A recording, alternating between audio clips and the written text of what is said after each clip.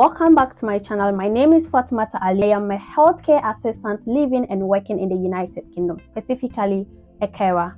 On this video, I will tell you how much salary I earn as a carer. I'll show you my pay slips on the screen. Also, I will share with you how much expenses I incur living and working as a carer in the United Kingdom. If you have a hope of joining us in the healthcare industry in UK, please watch this video to the end so you can understand the financial situation of a carer working in the United Kingdom. At the end of the video, I want you to determine if I am just surviving or I am living a life in the UK. I want you to put that comment in the comments below. A healthcare assistant, a carer or a support worker, typically earn around £21,000 annually. To understand my pay slip and of course my timesheet, I'll first of all share with you how my rota is. The rota literally tells you where you are going and what exactly you are going to do. You will also be able to tell which days you are off in that week from that rota.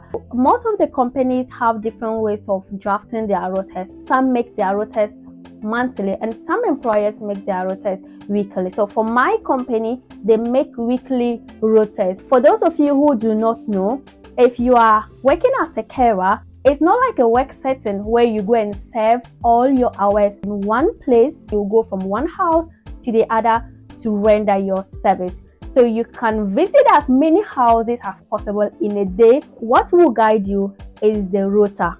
So the rota tells you which house to go first, how many minutes to do in that house. If you want to learn more about that, you can ask in the comment section and I'm more than happy to tell you the role or the duties of a carer. As you can see on the screen, on 5th of December, I was meant to start work at 6:45 a.m. for just 45 minutes, move to the next client for just 30 minutes. So at the end of the week, I have a grand total of 38 hours, 30 minutes for working 5 days, starting from 7 o'clock in the morning or 6:45 in the morning to 9:30 in the evening. I want you to understand my payslip, and to understand my payslip, you should understand my rota and my timesheet. The timesheet usually stipulates your total gross earnings. I'm going to show you a sample of how my timesheet looks like from my care company. Let's start from the bottom. So you can see the total hours I did for that month was 152 hours, 30 minutes. In the description, we have weekdays, weekend, Christmas Day, and bank holiday. One thing you have to understand is that your salary is affected by many factors. We all do not receive the same salary, unlike other countries. For example, my country, we all take the same salary in the same position. If you work with someone, the person does most of weekends, night work, the person's salary might differ from your salary. A typical example is what you see on the screen. I did 110 hours on weekdays, 29 hours for weekends. Christmas, a lot of people want to go on holiday, so they tend to pay a bit higher to entice people to work. As well as the weekend, remember, it's not all companies that do that, but my company have different rates. So my total gross was £1,597.48. Before I explain the miles, if you are working as a carer, it's either you walk, drive your own car, or you drive the company's car, or use the bus. I was driving my own car, so I will buy my own fuel. Mileage is just to support you with the fuel. The care company tends to calculate how much miles you cover for the month, and they try to pay you for that mileage. So it all sums up to £1,672.90. So now let's look at my payslip. My company, if you work for the month, you get paid 5th of the next month. This is how my payslip looks like. The place I covered is tax code, my NI number. So you can see that my basic pay is £1,713.53, and my mileage, which I've explained earlier, is £75.41. So it all sums up to £1,788.94. That is the gross salary I was able to earn. But you don't get paid gross. There are of course compulsory expenses that need to be deducted from your gross salary before you get paid of the net salary. So you can see the deduction. So first of all, you have to pay income tax, which is 20% of your salary. Also, it depends on your tax code.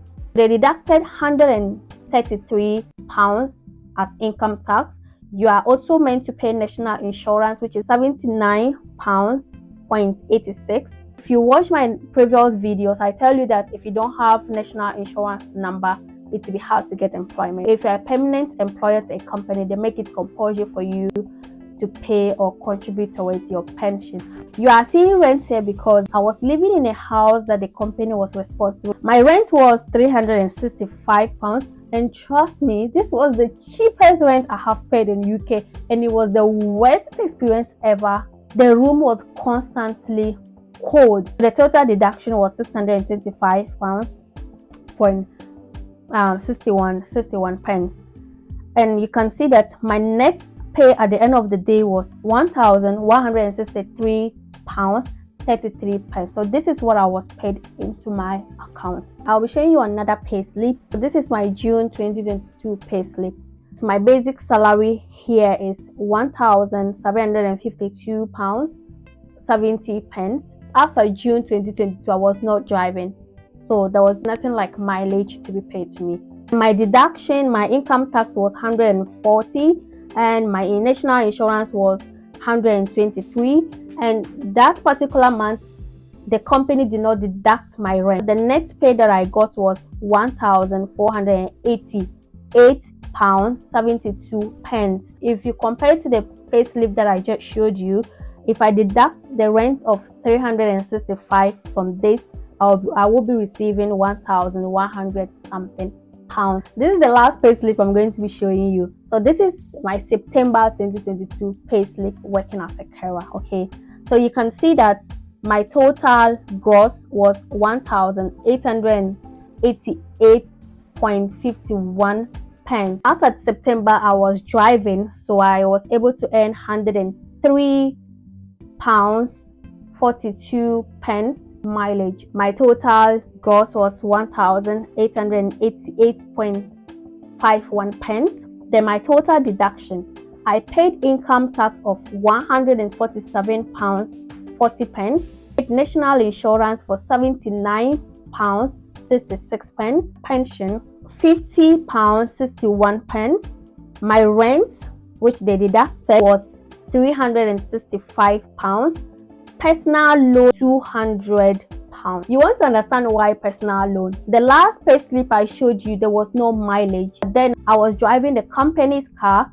So if you are driving the company's car, you buy your own fuel and you don't get paid of any mileage. One day I had a fault with the car. Actually, I damaged the car just a little bit. When it was brought to the company's notice, they requested to change the whole bumper.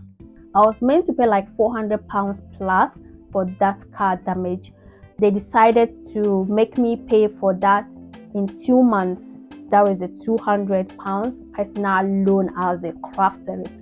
So the total deduction for that month was £860.67, and my total payment was £1,027.84.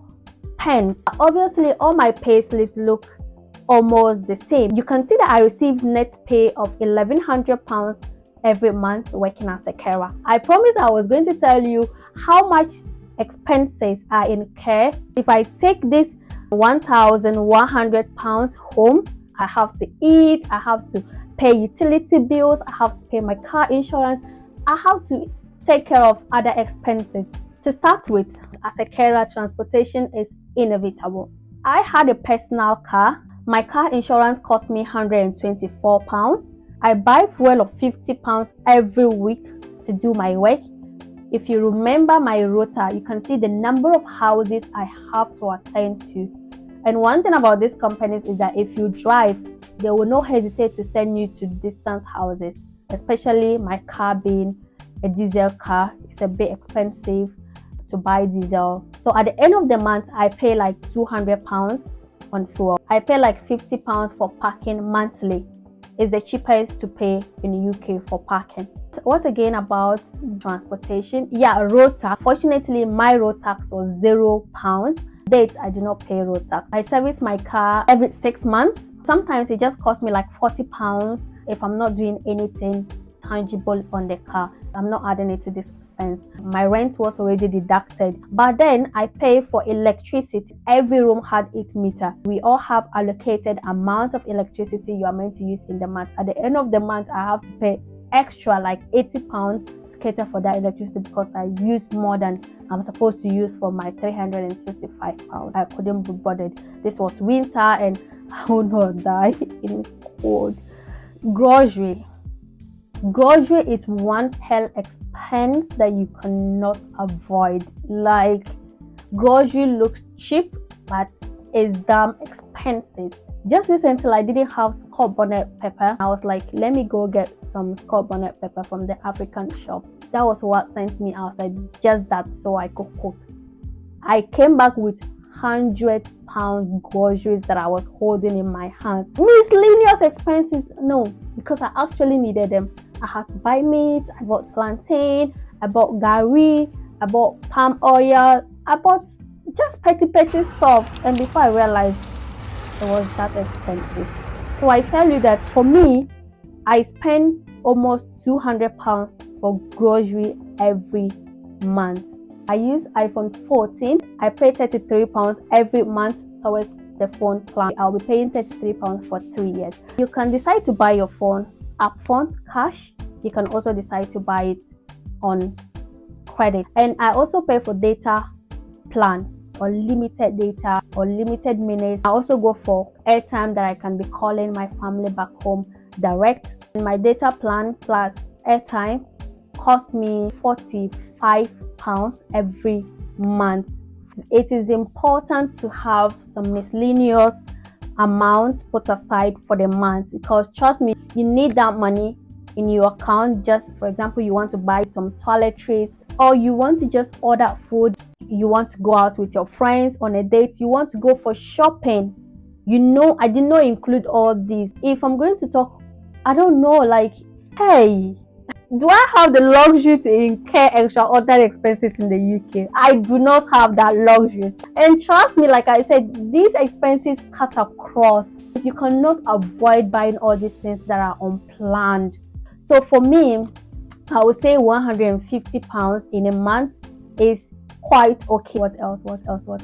I can't think of anything else. All my expenses have sum up to the total of £882. Let's take that from the £1,100 I receive at the end of the month. So what is left is £218. If you are a very determined person, you will be able to save this £200 every month, with the exception that you do not get any emergency.